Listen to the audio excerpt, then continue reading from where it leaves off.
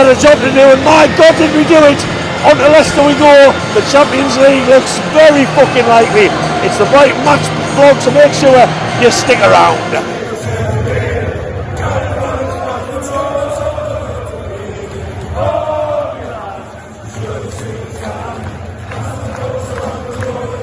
Welcome back to another match day, Newcastle fans. It's here. I said on the match preview that it's in the players' hands now. We would have loved to have been in this position if you'd said this a month ago, to still for Champions League football to be in our hands. And we are going to be playing European football regardless of what happens tonight and on Monday and at Chelsea next Sunday. But this team deserves Champions League football. We've been there all season. We're currently the third best team in the league. Yes, Brighton are a very good team, but we're a better team and the league shows that. So let's just have one final push, lads. Get what you deserve. Let's go and join the footballing elite. I'm about to head over to St James's Park now. Cannot wait to get over there. Away the lads. Funny story for you on this one, on this match day, just before I go and meet him. You might care, you might not. I'm going to meet a lad who reached out to me this morning years ago when we beat Everton 3-2, when Jordan Pickford had an absolute nightmare. 2-0 down, 3-2 up. I'm sure you remember it. I was in the Strawberry pub, pissed up with my mates, and I heard someone with a really strong American accent. So I asked him where he was from. He'd flown all the way to Newcastle for the weekend by himself, never been to England before, to go to his first ever Newcastle game. I was absolutely blown away by the story. And I love America anyway, I go over there a lot. So I took him under me wing, asked him whether he wanted to come with us. We got pissed as farts, and he woke up on my sofa the next day in Gosforth. We had an absolutely cracking night. He's messaged us, he's back over for these games. He was a good luck charm that night. Let's hope he is again. But that just goes to show Newcastle fans are absolutely everywhere. It doesn't matter about accent, birthplace, postcode. If you can put 7,000 miles in the clock to come and see your team, hats off to you. So I'm going to go and grab a pint with him. It's just a great story, and I'm hoping, like I say, that he is going to be the lucky charm tonight.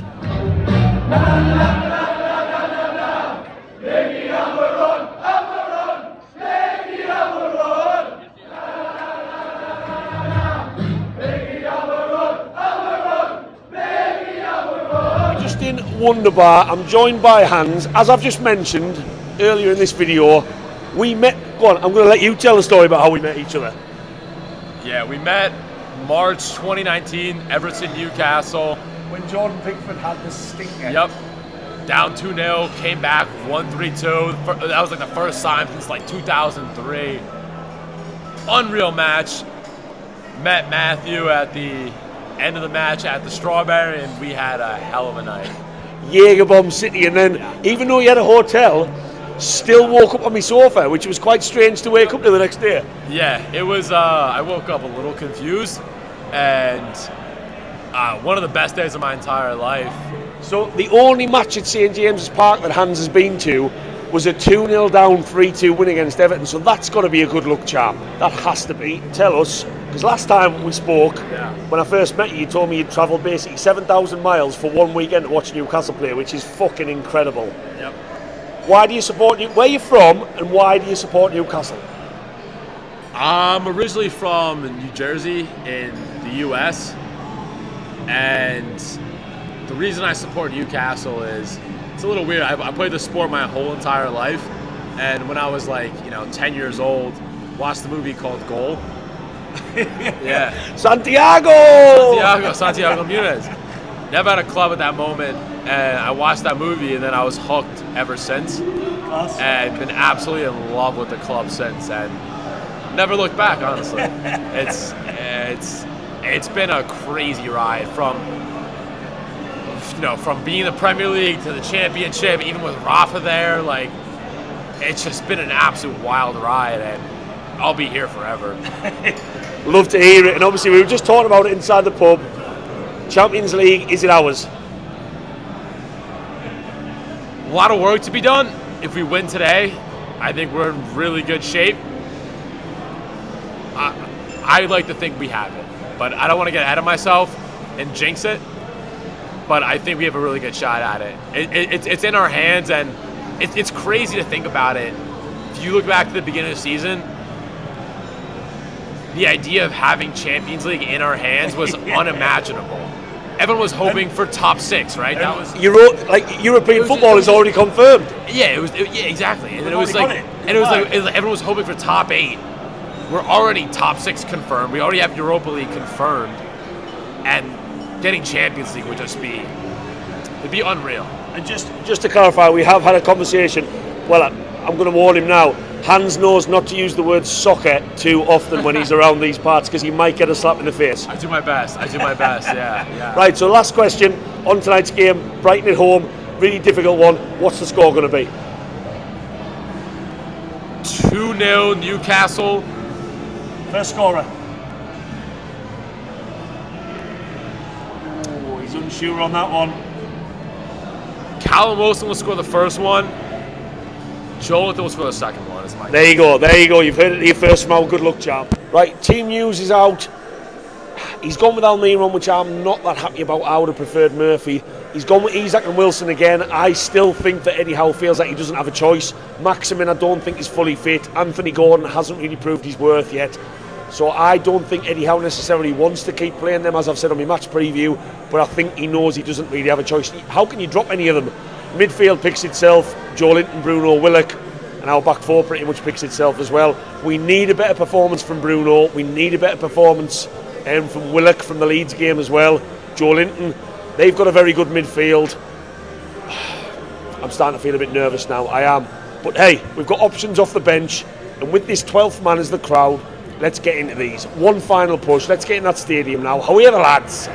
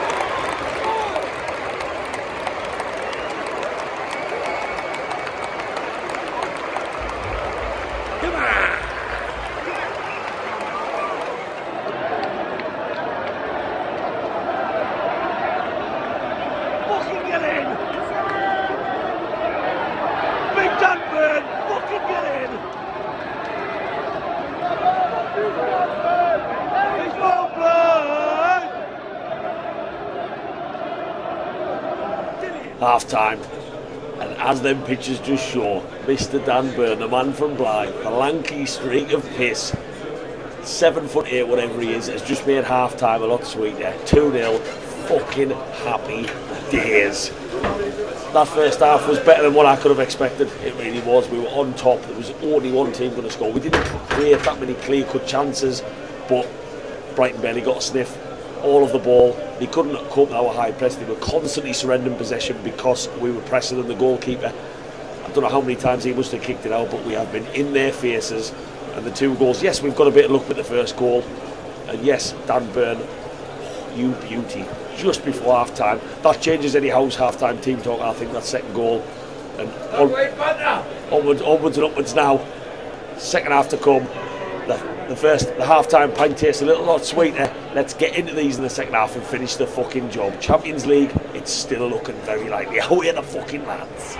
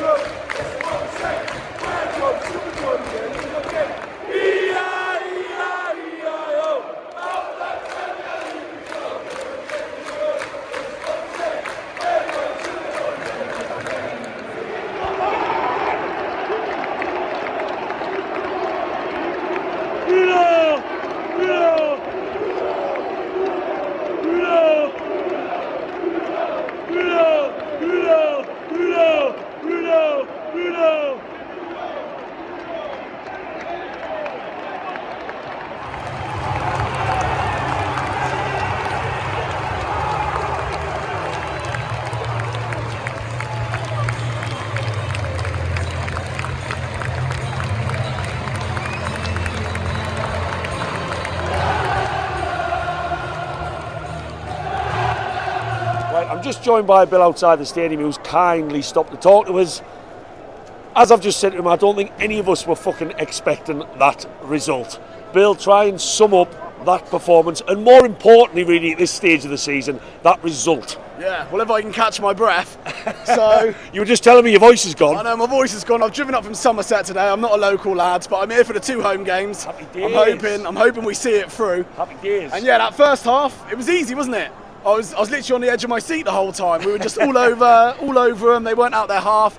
And then the second half, I was literally biting my nails. I was biting my fingertips off. It was madness. But that last 2 goals, honestly, it was just pure ecstasy. Pure ecstasy. Finished the game off there at a really good time because it was nervy. Wilson, he never gets 90 minutes, does he? He gets 2 goals, he gets off. But today, he stayed on, he got the goal, got the assist. Absolutely phenomenal. Yeah, I loved it. So, I'll move on to... before we talk about the Champions League, which is obviously on everyone's lips at the moment, who was your man of the match today? Oh, there's so many, to be honest. Do you know, I'm just going to give it to Wilson at the end, because he didn't do much in the first half, but he played his part.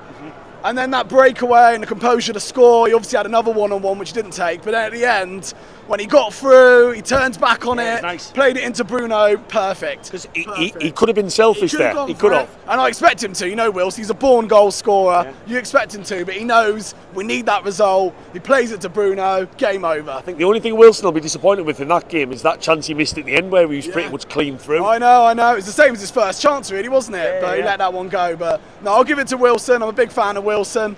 Hope he's still here next season for the Champions League. That leads me very nicely on to my next question. Yeah. Obviously, I'm not going to stand here and get complacent and say that, yes, that was maybe the hardest on paper of the 3 matches. I'm not certainly writing off Leicester because there's a very high chance they'll still be fighting for their lives on Monday. And Chelsea, it's never really an easy place to go. Is it ours now? Can we get over the line? I back us against Leicester. I feel for Leicester. I really like Leicester as a club. It's a shame they're down there. Obviously, I'd love Everton to be going, but you know, it is what it is. We just got to finish the job now. Team of professionals, professional manager. We just got to finish the job. So I back us to do it on Monday. That's why I'm here, so I can celebrate with you, Geordie boys. That's what I'm here for. Staying down that length of time, got to respect that, definitely. Yeah, absolutely. So next 2 matches, how many points are we taking? I'm going to say 4. Yes. I think 4. I think. That'll get us over the line. Well, exactly. Yeah, we only need 1 win, don't we? I back us to win, and we might beat Chelsea on the final day. They've been a shambles, haven't they? Let's be honest. But if we've secured it by then, it'll be a nice day out in London, regardless. Exactly. let Elliot Anderson start. You know, let ASM start. Just let all the boys that haven't really played start. If we've got it secured, then happy days. Yeah, let's just have a fun time in London. I won't be there for that, unfortunately, but. I'll be loving it. We've just won 4-1. Yeah. You're in Newcastle for 3 or 4 days. Absolutely. All I'm going to finish with is go and enjoy yourself. I'll tell you one more thing. I will love it if we get to the Champions League. Love it. I'm just joined by Hannah, who is showing her dedication, if I just zoom out a little bit, to this Newcastle team today by showing up on crutches, which cannot be easy. Hannah, sum up that, well, I'm seeing that performance, as I said to the last person I spoke to, more that result. Yeah. Unbelievable, to be honest. First half, class, controlled the game. Second half, on edge. Last 5 minutes, I don't know what happened, but we were just on fire. Can't believe it. That's what we needed. Exactly. It means going into Monday is going to be a much easier game than it was going to be. Happy. And who was your, difficult question as it always is, who was your man of the match today? Miggy Almiron, 100%. Ran his socks off, 110% all game. Did. Brilliant. And again, I know you just mentioned makes Monday a bit easier. I don't want to be cursing my words by saying, obviously, that Brighton was the harder game. Leicester might be still fighting for their lives on Monday. Are we going to get over the line now? Yeah, we will. We will be playing Champions League football. Right, are we? There's the confirmation. That's all I needed. I'm not going to keep you too long on them crutches. Enjoy the rest of your night. I'll just zoom out a little bit. Just joined by Ian and Johnny. Obviously, both just came out the match as well. I'm going to say it, what a performance, but more importantly at this stage of the season, what a result. Sum up that game for us. Very, very nervous until we're 2-1. Yeah. When they got to 2-1, but that I think it was what spurred them on was that last sort of 8 minutes, and it just took them apart. Yeah. We could have had another one. Callum Wilson could have scored again. Could have been 5. He'll be disappointed with the one he missed. Oh, he'd be very disappointed. Very disappointed. Yeah. It was. we had to get a result tonight because Liverpool and Brighton were breathing in our backs. Man U, well, forget Man U now. So, but amazing feeling. And your thoughts?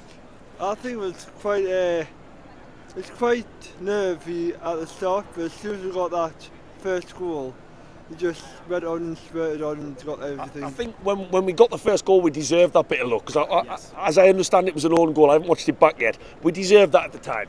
Yeah, we did, because they were going to the players as I could see with Ryerson, but as soon as we got our first goal and then they got the second one and so on, and they just got everything. They just deserved to win today. Yes, Newcastle, fucking get in. Oh, that was a fucking huge win. Sorry, I'm just absolutely over the moon with that.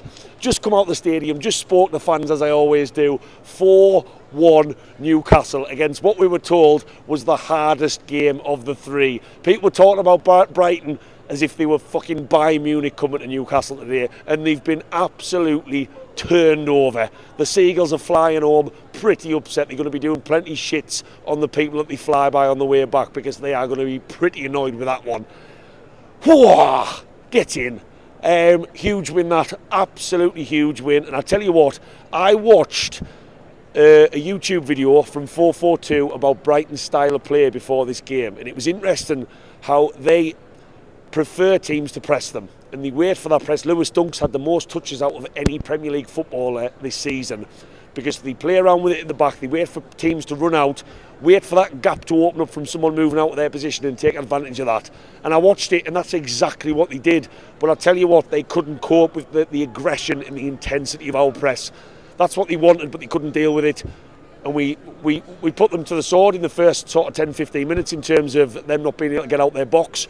We deserved that own goal that we got in the first 15 minutes. We really, really did. We fully deserved that. That put us 1-0 up. That put us in a sweet place. I was downstairs at half-time getting a pint when Dan Burn, the absolutely beautiful 7'8" Hercules of a man, buries it in the bottom corner with his head from Blythe. What was I saying about him looking a little bit jaded? No, let's forget about all. Let's forget any negativity about Dan Burn. Who's my target? That man can just keep playing for us. So that was total game changer at half time, and we deserved it. Brighton never got started. Nick Pope had nothing to do. I think Matoma might have had a shot that skied the bar in the first half, and that's pretty much it. And that was absolutely brilliant. Half time, Eddie Howe probably just said more of the same. And then in the second half, we entered that nervy stage, which was frustrating. Obviously, Brighton got the goal. It looked like one pass clean through the middle, which was frustrating. And just a goal from there. That was a little bit disappointing, it's fair to say. And then I was biting my nails. We all were. Every fan I've just spoken to there was a little bit nervous in the second half. And I genuinely believe this crowd, as the 12th man, got us through that second half. I think I sang Eddie Howe's Black and White Army for about 8 minutes straight. The whole of the Gallagher end did, the whole of the Strawberry Corner did, and we just kept on chipping away. It didn't go all our own way in the second half. The first half we were probably the better. That's when we were most dominant. And then out of nowhere, that 8 minutes gets added on, injury time. And just as that's added on, we bang 2 in. Callum Wilson, who I thought was absolutely brilliant tonight, and then Bruno as well. He taps one in for good measure, and we could have had more. Callum Wilson's missed an absolute sitter. We've had other chances in this game. And Brighton, for all the good they've been this season, waiting for that team to press them and playing out almost on the counter-attack, they couldn't cope with us today. They couldn't. And I think Luke Steele in the goal for them, he was kind of their downfall from wanting to play it out from the back. He was so sloppy with the ball, and that played into our hands a little bit as well.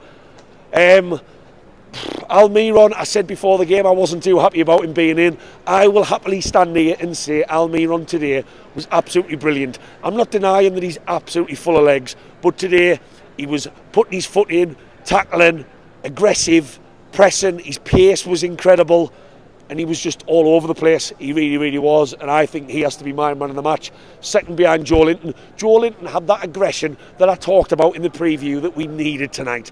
That Hulk smash. He went green, and he stayed green for the whole game, and he was pivotal in that midfield. Because Bruno, for me, yes, he scored. I thought he was quiet again. I think we might just have to accept we're not going to see the same Bruno this season. Second half, I was a bit surprised Eddie Howe didn't make many substitutions until quite late. Joe Willock, I hope his injury's not too bad, but Elliot Anderson, when he came on, put in an absolute shift. We were better defensively, but we weren't really troubled defensively. And I tell you what, Newcastle fans, that is a fucking huge result in this Champions League hunt. We've got a struggling Leicester on Monday, where the atmosphere is going to be even bigger, it's going to be even more ferocious, and these players I talked about in the match preview just needed to know that if they put in the shift that we know they can, they're going to play with the football elite next season. We saw that tonight. There was aggression, there was press. We were too much for them.